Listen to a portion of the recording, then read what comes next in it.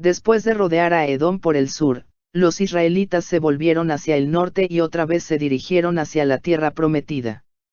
Su camino pasaba ahora por una alta y vasta llanura refrescada por las brisas vivificantes de las colinas. Fue un cambio grato después del valle árido y calcinante por el cual habían viajado, así que avanzaban llenos de ánimo y esperanza. Habiendo atravesado el arroyo de Sered, pasaron al oriente de la tierra de Moab, pues se les había dado la orden: no molestes a Moab ni le hagas la guerra, pues no te daré posesión de su tierra, porque yo he dado a Ar como heredad a los hijos de Lot. Véase Deuteronomio 2. Y se les repitió la misma orden con respecto a los amonitas que eran también descendientes de Lot. Continuando hacia el norte, los ejércitos de Israel llegaron pronto a la tierra de los amorreos. Este pueblo fuerte y guerrero ocupaba originalmente la parte sur de la tierra de Canaán, pero al aumentar en número, cruzaron el Jordán, guerrearon con los moabitas y les quitaron una parte de su territorio. Allí se establecieron, y dominaban sin oposición toda la tierra desde el Arnón hasta el Jaboc en el norte.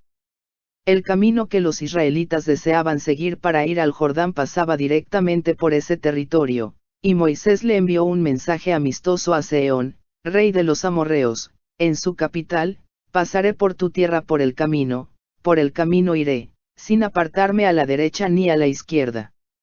La comida me la venderás por dinero, y comeré; el agua también me la darás por dinero, y beberé; solamente pasaré a pie. La respuesta fue una negativa terminante, y todos los ejércitos de los amorreos fueron convocados para oponerse al paso de los invasores. Este ejército formidable aterrorizó a los israelitas, que distaban mucho de estar preparados para sostener un encuentro con fuerzas bien pertrechadas y disciplinadas. Los enemigos le aventajaban ciertamente en capacidad para la guerra, y a juzgar por las apariencias humanas, pronto acabarían con él. Pero Moisés mantuvo fija la mirada en la columna de nube, y alentó al pueblo con el pensamiento de que la señal de la presencia de Dios estaba aún con ellos. Al mismo tiempo les mandó que hicieran todos los esfuerzos humanos posibles a fin de prepararse para la guerra. Sus enemigos estaban ansiosos de librar batalla, en la seguridad de que raerían de la tierra a los israelitas. Pero el jefe de Israel había recibido la orden del dueño de todas las tierras: levantaos, salid, y pasad el arroyo Arnón. Yo he entregado en tus manos a Sehón, rey de Hesbón, el amorreo, y a su tierra. Comienza a tomar posesión de ella y entra en guerra con él. Hoy comenzaré a poner tu temor y tu espanto sobre los pueblos debajo de todo el cielo, que al escuchar tu fama temblarán y se angustiarán delante de ti. Estas naciones que estaban situadas en los confines de Canaán se habrían salvado si no se hubieran opuesto al progreso de Israel en desafío de la palabra de Dios. El Señor se había mostrado longánime, sumamente bondadoso, tierno y compasivo, aún hacia esos pueblos paganos. Cuando en visión se le mostró a Abraham que su posteridad, los hijos de Israel, serían extranjeros en tierra ajena durante 400 años, el Señor le prometió: en la cuarta generación, porque hasta entonces no habrá llegado a su colmo la maldad del amorreo. Génesis 15, verso 16. Aunque los amorreos eran idólatras que por su gran iniquidad habían perdido todo derecho a la vida, Dios los toleró 400 años y les dio pruebas inequívocas de que Él era el único Dios verdadero, el hacedor de los cielos y la tierra. Ellos conocían todas las maravillas que Dios había realizado al sacar de Egipto a los israelitas. Les dio suficiente evidencia, y podrían haber conocido la verdad, si hubieran querido apartarse de su idolatría y de su vida licenciosa. Pero rechazaron la luz, y se aferraron a sus ídolos. Cuando Dios condujo a su pueblo por segunda vez a la frontera de Canaán, proporcionó evidencias adicionales de su poder a aquellas naciones paganas. Vieron que Dios había estado con Israel en la victoria que obtuvo sobre los ejércitos del rey Arad y de los cananeos, y en el milagro obrado para salvar a los que perecían por las mordeduras de las serpientes. Aunque se les había negado el permiso de pasar por la tierra de Edom, y por ello se habían visto obligados a tomar la ruta larga y difícil a orillas del Mar Rojo, Los israelitas no habían manifestado hostilidad en todos sus viajes y campamentos frente a las tierras de Edom, de Moab y de Amón, ni habían hecho daño alguno a la gente o a sus propiedades. Al llegar a la frontera de los amorreos, Israel había solicitado permiso para atravesar directamente el país, prometiendo que observaría las mismas reglas que habían regido su trato con otras naciones.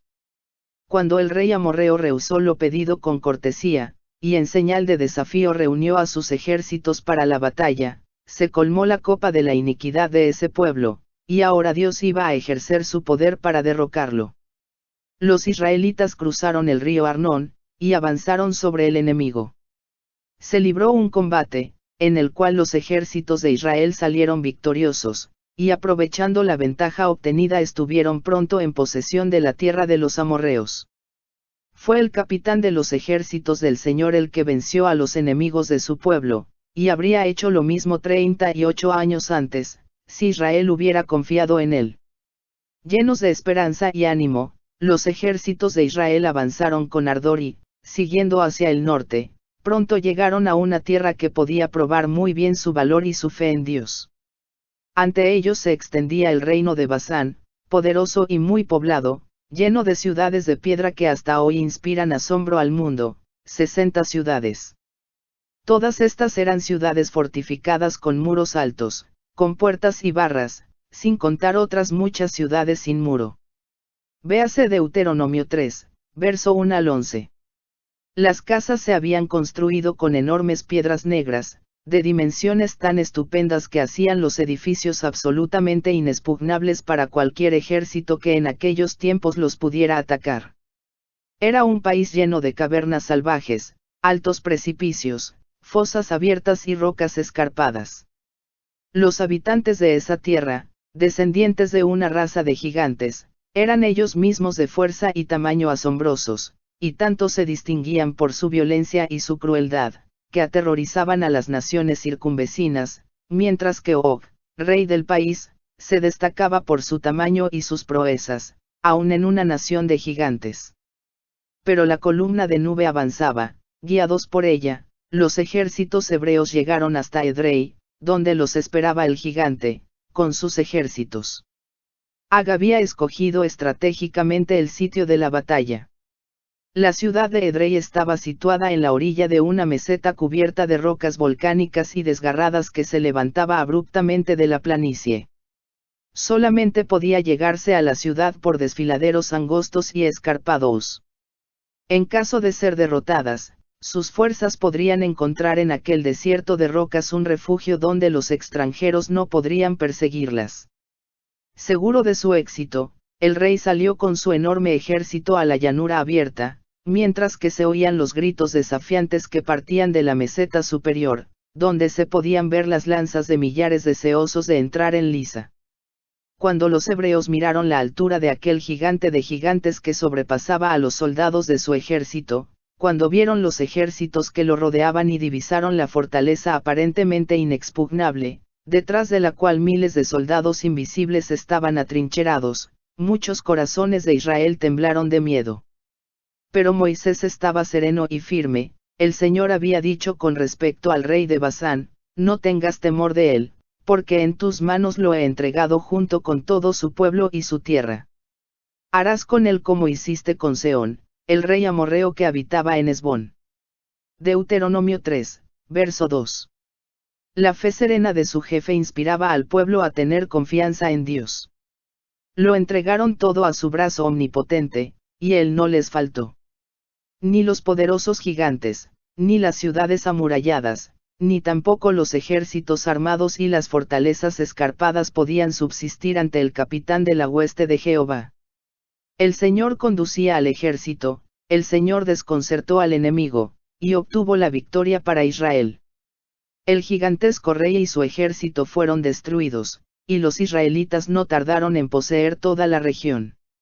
Así se borró de la faz de la tierra esa gente extraña, que se había entregado a la iniquidad y a la idolatría abominable. En la conquista de Galaad y de Basán hubo muchos que recordaron los acontecimientos que, casi 40 años antes, habían condenado a Israel, en Cades, a una larga peregrinación por el desierto. veían que el informe de los espías tocante a la tierra prometida era correcto en muchos sentidos. Las ciudades estaban amuralladas y eran muy grandes, y las habitaban gigantes, frente a los cuales los hebreos no eran sino pigmeos. Pero podían ver ahora que el fatal error de sus padres fue desconfiar del poder de Dios. Únicamente esto les había impedido entrar enseguida en la hermosa tierra. La primera vez que se prepararon para entrar en Canaán eran menos que ahora. Las dificultades que acompañaban la empresa. Dios había prometido a su pueblo que si lo obedecía y oía su voz, iría delante de él y pelearía por él, y que también enviaría avispones para ahuyentar a los habitantes de la tierra. En general, los temores de las naciones no se habían despertado, y ellas habían hecho pocos preparativos para oponerse al progreso de Israel. Pero cuando el Señor le ordenó ahora que avanzara, lo tuvo que hacer contra enemigos poderosos y alertados, de modo que hubo de luchar con ejércitos grandes y bien preparados para oponerse a su paso. En sus luchas con Ag y Sehón, el pueblo se vio sometido a la misma prueba bajo la cual sus padres habían fracasado. Pero la prueba era ahora mucho más severa que cuando Dios ordenó a los hijos de Israel que avanzaran. Las dificultades del camino habían aumentado desde que ellos rehusaron avanzar cuando se les mandó hacerlo en el nombre del Señor. Es así como Dios prueba aún ahora a sus hijos. Si no soportan la prueba, los lleva al mismo punto, y la segunda vez la prueba será más estrecha y severa que la anterior.